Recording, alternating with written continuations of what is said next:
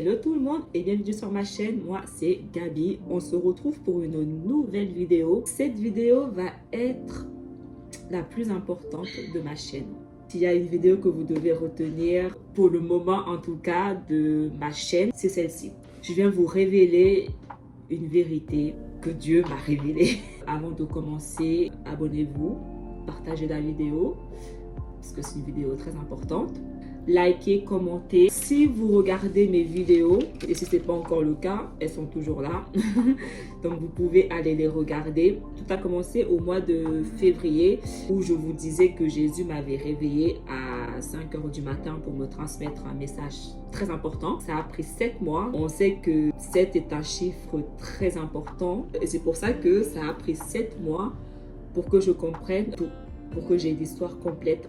Dans l'avant-dernière vidéo, je la mettrai ici et je mettrai tous les rêves, les prophéties que Dieu m'a montrées, je les mettrai tous en barre d'infos. En fait, j'avais compris que chaque rêve et prophétie que Dieu me montrait représentait un épisode d'une série. Tous ces rêves et toutes ces prophéties raconter la même histoire. Ça a commencé par les pâtisseries, avec les dates, donc les pâtisseries qui expiraient en 2023, d'autres qui expiraient en octobre 2024. Après, il m'a montré des ténèbres où j'ai vu les oiseaux du ciel. J'ai vu un gros nuage noir sur la surface de la terre. Je vous disais tout ce que j'avais vu dans les cieux que Dieu m'avait montré. J'avais vu une sorte de bataille spirituelle entre les deux parties, le mal et le bien. Le deuxième rêve de pâtisserie où je vous disais que Dieu s'apprêtait à venger les 12 tribus d'Israël. Allez voir cette vidéo. Donc j'avais bien compris que tout ce que Dieu m'avait montré, ça racontait la même histoire. Ce n'était pas des prophéties différentes. Non, Dieu ne s'éparpille pas comme ça. Donc j'avais compris que tout ce que je voyais était la même prophétie. J'avais nommé cette histoire, cette série, la vengeance de Dieu, la justice de Dieu, parce que c'était Dieu qui était sur le point de venger ses enfants qui avaient été persécutés, tués. Donc ça, j'avais compris. Et je vous disais que les personnes qui ont acheté la part de pâtisserie, que c'était eux qui allaient payer la vengeance de Dieu. C'était contre eux que Dieu allait se venger. Et j'avais dit que c'était les grandes puissances, les grandes nations qui dominent le monde actuellement, donc les pays du Nord, Europe, Asie, Amérique. Et dans ma dernière vidéo, allez la regarder, le message important de Dieu. Dieu avait un message pour le peuple où il demandait au peuple, c'est vous qui jugez ou c'est moi que vous jugez? Dans ce même rêve, il m'avait guidé vers le livre de Luc et Révélation. Donc, il m'avait demandé de lire le livre de Luc et de Révélation. Révélation, certains l'appellent le livre d'Apocalypse. C'est le dernier livre du Nouveau Testament. Moi, dans ma Bible, c'est Révélation. Et Dieu, dans mon rêve, il m'a dit Révélation parce qu'il sait que moi, j'appelle Révélation. Dieu me demandait d'aller lire ces livres. Donc, j'avais compris qu'en lisant ces deux livres, il allait me révéler ce qu'il voulait que je sache. Il allait mettre sa vérité en moi parce que c'était lui qui me demandait de lire ces deux livres. Et je me suis dit, si Dieu me demande de lire ces deux livres, c'est pour une raison. Il y a quelque chose dans ces deux livres qu'il veut que je sache à tout prix. Et je me rappelle, j'étais en train déjà de relire pour la 3e fois le Nouveau Testament. Et j'étais encore dans le livre de Matthieu. Donc du coup, j'ai sauté. J'ai arrêté Matthieu, j'ai sauté Marc. Et je suis directement allée lire Luc et Révélation. En lisant le livre de Luc, arrivant au chapitre 21, j'ai immédiatement compris. Immédiatement compris ce que Dieu voulait que je sache. Il m'a immédiatement révélé. Je vous invite à aller regarder mon TikTok parce qu'il y a des vidéos que j'ai partagées sur TikTok et que je n'ai pas partagées sur YouTube. Je mettrai mon TikTok ici et en barre d'infos. Et dans une de mes vidéos TikTok, j'avais dit au mois de juillet dernier, Dieu m'avait montré une vision. Je pouvais voir une vaste forêt. Une vaste forêt magnifique d'une belle verdure et tout, propre, magnifique. Et là, il me remontrait la même forêt. Cette fois-ci, elle était comme brûlée. Et je ne comprenais pas pourquoi il me montrait cette vision. Et j'avais dit dans cette vidéo que par rapport aux dates que Dieu m'avait montrées, donc des pâtisseries, j'avais compris que octobre 2023 parce que les dernières pâtisseries expiraient en octobre 2023, octobre 2024, et j'avais compris que octobre 2024 était un mois crucial. Je savais que c'était la fin de quelque chose de bon et le commencement de quelque chose de mauvais, mais je ne savais pas quoi. Donc j'avais la moitié de la vérité et Dieu savait que j'avais pas tout compris. Dieu sait tout. Il savait que j'avais pas tout compris. Donc, et c'est pour ça qu'il s'est assuré que je comprenne tout. Et c'est pour ça qu'il m'a dirigé, qu'il m'a guidé dans le livre de Luc et de Révélation. Et j'arrêtais pas de vous dire que les ténèbres étaient sur le point d'arriver sur la terre. Je savais que cette prophétie, c'était les ténèbres. Je savais que cette prophétie, c'était la vengeance de Dieu sur ses enfants qui ont été tués, persécutés. Ça, j'avais compris, mais sauf que j'avais la moitié de la vérité. Donc, je vais vous lire le livre de Luc, les passages qui m'ont parlé, que j'ai compris, et aussi quelques passages de Révélation. Mais allez lire le livre complet de Luc et allez lire le livre complet de Révélation, Apocalypse pour certains, parce que c'est exactement la prophétie que Dieu me montrait. Depuis le début, Dieu me montrait la tribulation. Tous les rêves qu'il m'a montrés, tous les ténèbres qu'il m'a montrés, tous les oiseaux du ciel qu'il m'a montrés, c'était juste ce qui allait arriver pendant la grande tribulation. Les inondations que je vous parlais, c'était juste la grande tribulation. Dieu me montrait juste la grande tribulation. Mais ça, je n'avais pas compris. J'étais à des années-lumière. Et il le savait. Il savait, il voyait que j'étais à des années-lumière. Je vais commencer par Luc 21, verset 5. Comme quelques-uns parlaient des belles pierres et des offrandes qui faisaient l'ornement du temple, Jésus dit, « Les jours viendront où de ce que vous voyez, il ne restera pas pierre sur pierre qui ne soit renversée. » Ils lui demandèrent, « Maître, quand donc cela arrivera-t-il et à quel signe connaîtront-on que ces choses vont arriver ?» Jésus répondit, « Prenez garde que vous ne soyez séduits, car plusieurs viendront en mon nom disant, « C'est moi. » Et le temps approche, ne les suivez pas. Quand vous entendriez parler de guerre et de soulèvement, ne soyez pas effrayés, car il faut que ces choses arrivent premièrement. Mais ce ne sera pas encore la fin. Alors il leur dit, « Une nation s'élèvera contre une nation, et un royaume contre un royaume. Il y aura de grands tremblements de terre et en divers lieux des pestes et des famines. Il y aura des phénomènes terribles et de grands signes dans le ciel. Mais avant cela, on mettra la main sur vous et l'on vous persécutera. On vous livrera aux synagogues, on vous jettera en prison, on vous mènera devant des rois et devant des gouverneurs à cause de mon nom. Cela vous arrivera pour que vous serviez de témoignage. Mettez-vous donc dans l'esprit de ne pas préméditer votre défense, car je vous donnerai une bouche et une sagesse à laquelle tous vos adversaires ne pourront résister ou contredire. Vous serez livrés même par vos parents, par vos frères, par vos proches et par vos amis. Ils feront mourir plusieurs d'entre vous. Vous serez haïs de tous à cause de mon nom, mais il ne se perdra pas un cheveu de votre tête. Par votre persévérance, vous sauverez vos âmes. Lorsque vous verrez Jérusalem investie par des armées, sachez donc que sa désolation est proche. Alors que ceux qui seront en Judée fuient dans les montagnes, que ceux qui seront au milieu de Jérusalem en sortent, et que ceux qui seront dans les champs n'entrent pas dans la ville, car ce seront des jours de vengeance pour l'accomplissement de tout ce qui est écrit. Malheur aux femmes qui seront enceintes et à celles qui allaiteront en ces jours-là, car il y aura une grande détresse dans le pays et de la colère contre ce peuple. Ils tomberont sur le tranchant de l'épée, ils seront emmenés captifs par toutes les nations. Et Jérusalem sera foulée aux pieds par les nations jusqu'à ce que les temps des nations soient accomplis. Il y aura des signes dans le soleil, dans la lune et dans les étoiles. Et sur la terre, il y aura de l'angoisse chez les nations qui ne sauront que faire au bruit de la mer et des flots. Les hommes rendant l'âme de terreur dans l'attente de ce qui surviendra pour la terre, car les puissances des cieux seront ébranlées. Alors on verra le Fils de l'homme venant sur une nuée avec puissance et une grande gloire.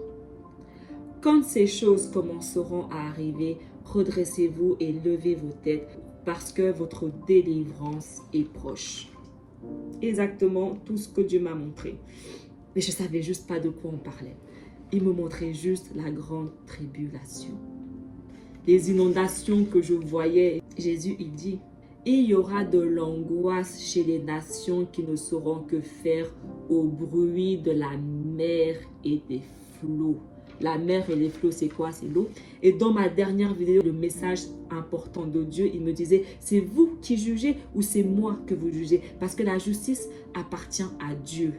La tribulation sera la justice et la vengeance de Dieu sur ses enfants, sur les innocents. En fait, c'est tout ce que je vous disais, mais je ne savais juste pas ça représentait quoi. On est sur le point de rentrer dans les 7 années de tribulation. Comme je disais, octobre représentait la fin de quelque chose de bon et le commencement de quelque chose de mauvais. Je ne savais pas ce quelque chose de mauvais, c'était quoi. Maintenant, je sais c'est quoi. Les 7 années de tribulation. Donc, qui dit la tribulation dit le retour de Jésus. D'où ma première vidéo. Le premier message que Jésus a commencé à me dire, c'est « J'arrive très bientôt et vous n'êtes pas prêts. Vous ne vous rendez pas compte à quel point j'ai la main sur la porte. » Effectivement, même moi, je ne m'en rendais pas compte. Le livre de Révélation détaille juste cette tribulation. Je vais vous lire Révélation 6. Je regardais quand l'agneau ouvrit un des 7 sceaux et j'entendis l'un des 4 êtres vivants qui disait comme d'une voix de tonnerre, « Viens !» Je regardais et voici parut un cheval blanc. Celui qui le montait avait un arc, une couronne lui fut donnée et il partit en vainqueur et pour vaincre. Quand il ouvrit le second sceau, j'entendis le second être vivant qui disait « Viens !» Et il sortit un autre cheval roux. Celui qui le montait reçut le pouvoir d'enlever la paix de la terre, afin que les hommes s'égorgeassent les uns et les autres, et un grand épée lui fut donné. Quand il ouvrit le 3e sceau, j'entendis le 3e être vivant qui disait « Viens !» Je regardais et voici parut un cheval noir. Celui qui le montait tenait une balance dans sa main, et j'entendis au milieu des 4 êtres vivants une voix qui disait « Une mesure de blé pour un denier et 3 mesures d'orge pour un denier, mais ne fais point de mal à l'huile et au vin. » Quand il ouvrit le 4e sceau, j'entendis la voix du 4e être vivant qui disait « Viens !» Je regardais et voici parut un cheval d'une couleur pâle. Celui qui le montait se nommait la mort. Et le séjour des morts l'accompagnait. Le pouvoir lui fut donné sur le quart de la terre pour faire périr les hommes par l'épée, par la famine, par la mortalité et par les bêtes sauvages de la terre. Quand il ouvrit le 5e sceau, je vis sur l'autel les âmes de ceux qui avaient été immolés à cause de la parole de Dieu et à cause du témoignage qu'ils avaient rendu. Ils crièrent d'une voix forte en disant « Jusqu'à quand, Maître ? Saint et véritable tardes-tu à juger et à tirer vengeance de notre sang sur les habitants de la terre. » Une robe blanche fut donnée à chacun d'eux et il leur fut dit de se tenir en repos quelque temps encore jusqu'à ce que fût complet le nombre de leurs compagnons de service et de leurs frères qui devaient être mis à mort comme eux. Je regardais quand il ouvrit le 6e sceau et il y eut un grand tremblement de terre. Le soleil devint noir comme un sac de crin, la lune entière devint du sang. Et les étoiles du ciel tombèrent sur la terre comme lorsqu'un figuier secoué par un vent violent jette ses figues vertes. Le ciel se retira comme un livre qu'on roule et toutes les montagnes et les îles furent remuées de leur place. Les rois de la terre, les grands, les chefs militaires, les riches, les puissants, tous les esclaves et les hommes libres se cachèrent dans les cavernes et dans les rochers des montagnes. Et il disait aux montagnes et aux rochers, tombez sur nous et cachez-nous devant la face de celui qui est assis sur le trône et devant la colère de l'agneau. Car le grand jour de sa colère est venu et qui peut subsister? Dieu nous détaille comment les 7 années de tribulation vont se passer. Un sceau représente chaque année. Là où je manquais la vérité, c'est que je disais il n'y avait que certains groupes de personnes qui allaient payer, mais non. J'avais juste parce que effectivement ils vont payer. Ce n'est pas que eux qui vont payer, c'est la planète entière, c'est la population entière. Donc peu importe où vous vous trouvez, que vous soyez en Afrique, en Asie, dans les îles, peu importe, c'est la terre entière. Et quand je repense à tout ce que Dieu m'a dit personnel, effectivement ça match. Et quand on lit Révélation 8, 1 à 2, quand il ouvrit le 7e sceau, il eut dans le ciel un silence d'environ une demi-heure. Et je vis les 7 anges qui se tiennent devant Dieu et 7 trompettes leur furent données. Et dans Révélation 8, verset 7, le premier sonna de la trompette et il eut de la grêle et du feu mêlé de sang qui furent jetés sur la terre et le tiers de la terre fut brûlé et le tiers des arbres fut brûlé et toute herbe verte fut brûlée. Exactement la vision que Dieu m'a montrée avec la grande forêt qui était magnifique. Et quand on lit Révélation 19, versets 1 à 2, après cela, j'entendis dans le ciel comme une voix forte d'une foule nombreuse qui disait « Alléluia, le salut, la gloire et la puissance sont à notre Dieu. » Parce que ses jugements sont véritables et justes, car il a jugé la grande prostituée qui corrompait la terre par son impudicité et il a vengé le sang de ses serviteurs en leur redemandant de sa main la vengeance de Dieu sur ses serviteurs, sur ses enfants. Révélation 19, verset 17.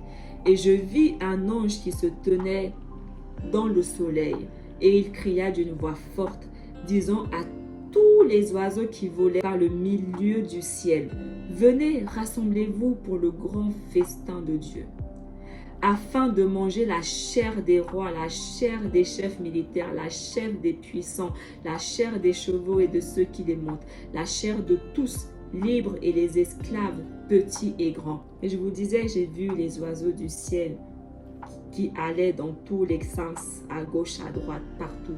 Et je vous disais, il y a tellement de cadavres, personne pour enterrer ces cadavres. Oui, effectivement. On va tous passer, on va tous manger les 7 ans de tribulation.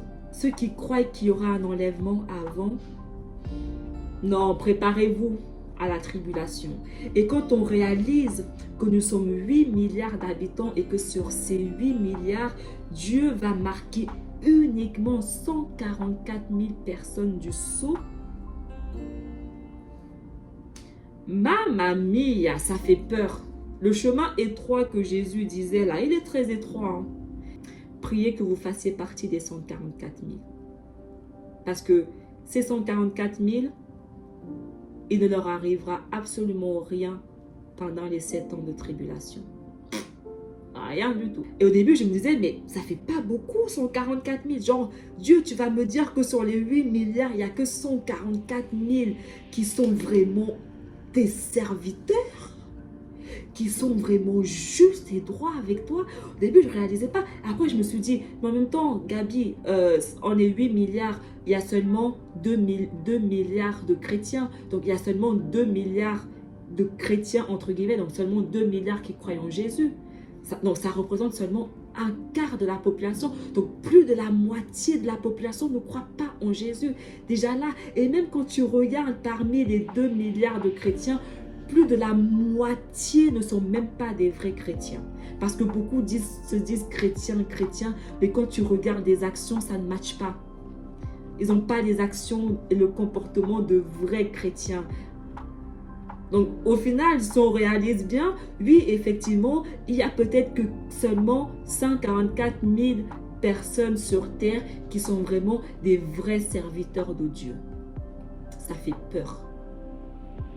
Bref, je vais laisser le dernier mot à Jésus parce que je ne saurais pas dire mieux que lui. Dans Luc 21, verset 34 à verset 36, « Prenez garde à vous-même de craindre que vos cœurs ne s'apesantissent par les excès du manger et du boire et par les soucis de la vie, et que ce jour ne vienne sur vous à l'improviste.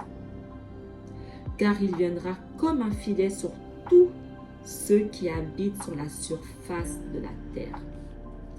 Veuillez donc et priez en tout temps, afin que vous ayez la force d'échapper à toutes ces choses qui arriveront et de paraître debout devant le Fils de l'homme.